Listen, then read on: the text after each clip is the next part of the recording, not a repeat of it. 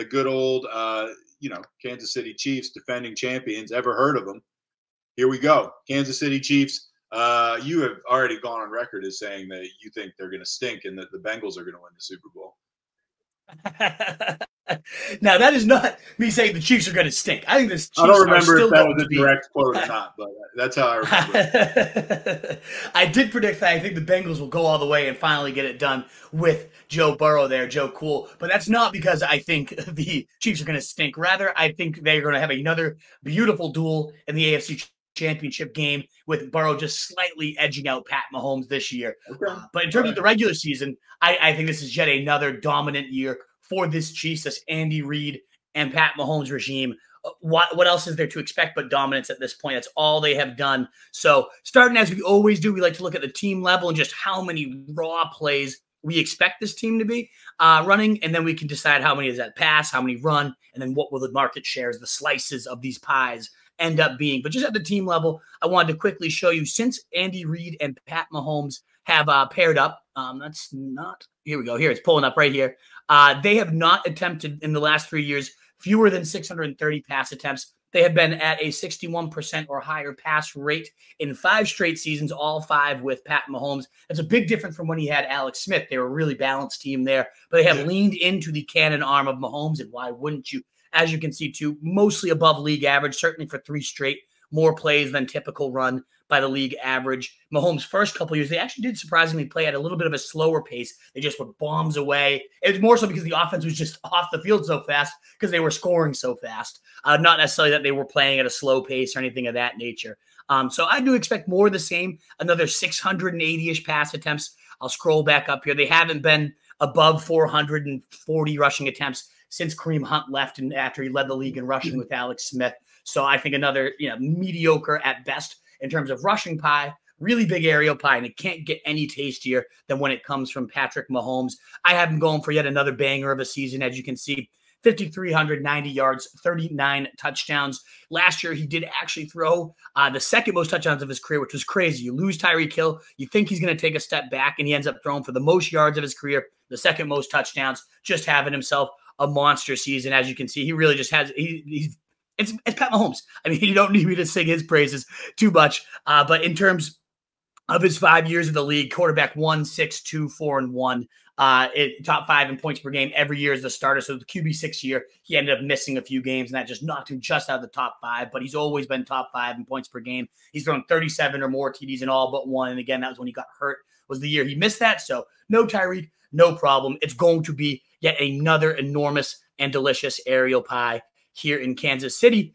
The debate then becomes, how does it get distributed here? Last year, obviously, Travis Kelce stepped up in the absence. He's always stepped up. He's always been a beast. In fact, he has had 25% or higher target share in all but 1 year with Pat Mahomes. He's never had fewer than 134 targets. So I can just scroll down and show you real quick. I expect him to yet again lead the way. And in fact, I have him going for a career high 164 targets, right around his career highs in receptions, 1,460 yards and 10 touchdowns. Just another absolute masterpiece from Travis Kelce. And why could he take it even a step further in this year? Well, they also lost both Juju Smith-Schuster and McCole Hardman, who were the two of their top 4 guys in target share last year, in target share per game. Both had injuries. So ultimately, McCole Hardman didn't log that many targets as a whole. But in the games he played, he was very active and did see a lot of work. Juju was second on the team with a 16% target share. So those have been vacated as well. 78 catches, almost 100 targets there, even though he missed a game as well. He got to 99 targets. So that's a lot opening up. And they also had the second most inside the 10 targets open up in the league. Jerick McKinnon did return, so that got shaved off just a little bit, but they're still top 5 and inside the 10 targets there. And it just becomes, okay, so who's going to fill that Juju Smith-Schuster role? I don't know that they drafted anybody that's all that similar there. So to me, it's just yet another huge season. Whether it's the 164, 150 where he typically is around, you're going to get a monster season from Travis Kelce. As we've talked about, you take him 1 overall, you'll get no argument from me. Such a huge edge over the field. He'll put up, I mean, these numbers I have him going for are top 5 receiver numbers, and you get it at the rarest position to find any type of production, never mind top 5 receiver. So big in on Kelce. You see any reason why not to be? No. Absolutely not. I mean, it's just insane. You know, I'm looking at this list of receivers, and granted, Kelce is essentially a receiver and one of the best in the business. But the fact that we are both confidently like, yeah, Mahomes is going to throw for 5,000 yards and stuff. Look at these receivers. Look at these receivers. And it's nuts, man. Neither one of us is like, oh man, I don't know if he's got the weapons cabinet. We're both like, yeah, he'll be fine. There's Exactly. That's just, I mean, there's nobody better. I mean, it's nuts. I know that's not a hot take, but we're looking at Toney, MVS, Skyy Moore, and Rashee Rice, and we're like, yeah, he'll throw for 5,000 yards. Right, exactly. I mean, starting X receiver Nat Jones in the slot, the Wolf, he'd still throw for 5K yards somehow. I'll probably get like 600 yards on this team. Yeah, exactly. Until like he throws one fastball at us and it just breaks our face. I mean, I get laid out. This is assuming I remained healthy, which I certainly would not. Yeah, exactly. No chance of that. But yeah, that is the wild part. I'm all in on Kelce. And honestly, we said it a year ago and we've talked about it kind of jokingly since then. I'm not sure this guy's not the #1 overall pick. Yeah, it's really wild. Just given the edge he can give you over the field, really, Kelce does warrant that. I know last year I projected Mahomes to take a little step back, not because of any slight on him, just losing Tyreek Hill. I figured there's no way he can be like, he'll be good. I think I had him for like 4,500 yards and 30 touchdowns. It's just a slight step back, and he ends up throwing for the most yards of his career. So it's just insane. You know, somebody's going to be putting up stats here beyond Travis Kelce. It just becomes, is it consistent? Is it sustainable? Does it end up mattering? So to me, I projected out 15% of the targets behind Kelce going to Kadarius Toney. That's the next highest slice, the next biggest. So if he can stay healthy and log over 100 targets from Pat Mahomes, I really do think Kadarius Toney has some very untapped ceiling. You saw it there, like in the playoffs. He'd only touched the ball, I think, 6 total times. He scored 2 touchdowns. Just very explosive guy that all offseason, all the talk has been is how he's evolving into that true #1 for this team, that they believe he can do it at the deep level of the field. That's an untapped part of his game. He certainly can. He has over one of the highest 99th percentile speed scores coming out. So the guy can get deep. Never going to compare him with Tyreek Hill speed, but he has that type of ability to take the top off the defense, but then also really, really eat underneath. And after the catch, he's so dangerous. That's where we've already seen him be such a beast at this NFL level on his limited amount of glimpses. So you're asking for a lot. We have never seen him fully stay together and keep it healthy, but he does bring that type of versatility. You saw him line up in the backfield. He could be that true alpha here. So going in round 7 right now, 932 through the air and 7 touchdowns in addition to maybe a couple scores on the ground. You know how much Andy Reid loves those little shovel passes and those cute little gimmicks. You can definitely see Toney, who, again, as I said, minimal snaps last year, but when he was in, he was scoring at will in this offense. So I really like Kadarius Toney. I think he's a great pick in that 7th round range where he's going right now. And after him, though, it does get a little sketchy. I don't ever trust MVS. Even in best ball, you'll have 2 to 3 spikes, and yeah, sure, he'll be in your lineup for those. But I do not. I've never been an MVS guy, still not an MVS guy. He only had 1 season above a 55% catch rate. Even with Mahomes last year, was still a 52% catch rate. So not a big fan of MVS. He serves his role. He stretches the defense, but he doesn't actually put up many points on his own. A lot of rumbling so far that Skyy Moore is the early favorite to replace Juju as the main slot guy, and that he's really looked up to the role so far in camp. This is shorts and helmets, and you never know how he's actually going to look when the pads come back on. He didn't do much as a rookie, but that often happens with Andy Reid, as it takes these guys at least a season to really adjust, similar to Kadarius Toney. I think we can give Skyy Moore a similar benefit of the doubt. We've just seen more from Kadarius Toney, more explosiveness and more praise coming out of camp as well. So I don't have more beating out Toney for the #1 role, but I have him among the receivers, finishing as the second between him and Toney. Obviously, Kelce being the #1 there. And then Rashee Rice, an impressive rookie who's apparently used, great contested catch type of guy. So he's been using his big frame well in early camp and staying after with Mahomes and all the things you want to see for a rookie. But as I would just say with Skyy Moore, it often takes at least a half a season, if not a full year, for these rookie receivers to show up in Andy Reid's offense. But the kid can block. He's definitely one of those guys that can be in, Justin Watson was often in there last year just to block and get deep.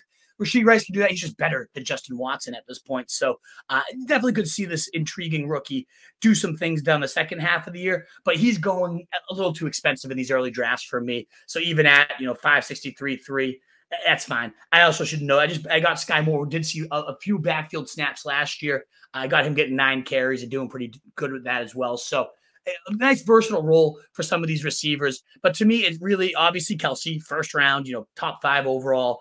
Go for him. And then Kadarius Toney. And then I really just haven't been landing a ton more, but Skyy Moore in that 11, 12 range, I've been kind of going in on. So that wraps up the receivers. Did you have any questions on any of them, Truth, or should I move on into the backfield? No, I mean, I don't really have any questions on any of them. I'm not really into any of them. I think I agree with you that Tony's going to be the top dog, but I'm not really too excited to own any of these guys, which is just crazy. When we're talking about someone throwing for 5,300 yards, and they're like, "Hey, you want any of his receivers?" And I'm like, "Nah, not really." Nah, just his tight end. It is crazy. It's wild. And that's kind of the case last year, because you think about it, even Juju, second on the team receiving, really wasn't that great. It's certainly not his price tag really in fantasy last year. You can't, I don't get how Mahomes just does it. He just does it even without people being all that valuable in fantasy. The running backs, though, he does like to get them involved in the passing game. Andy Reid always has.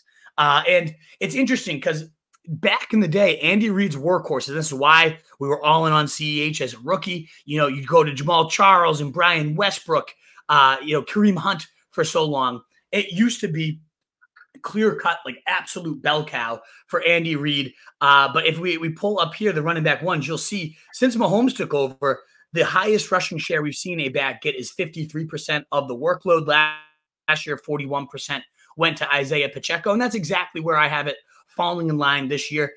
It might make a lot of people roll and throw up here, but I don't have CEH just disappearing. It's the 5th year, or the 4th year rather. They did not pick up the 5th year option for him. So last year of his contract, we often do see teams see what can we get out of this guy. I mean, look no further. I guess Josh Jacobs he clearly had shown a lot more than CEH throughout his career. I'm not trying to compare those two, but a lot of times when they're about to run out of their contract, teams do end up giving these backs a lot more work just to see what they can do.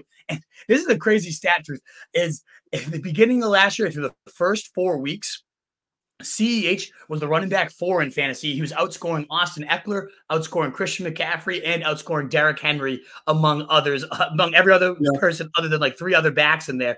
I remember.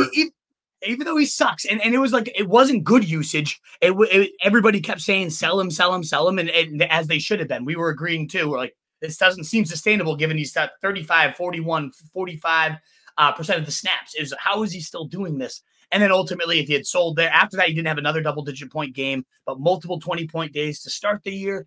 So at the last round best ball pick, maybe I don't think it's going to impact Pacheco. As you guys can see, I definitely have Pacheco getting the team high share here, but Jerick McKinnon, who was the clear-cut number 2 last year after CEH got hurt and then kind of disappeared, I think I could see him taking a little bit of a hit here. Certainly, maybe they get Helaire, who was supposed to be one of the best receiving prospects that at the position coming out for past 10 years.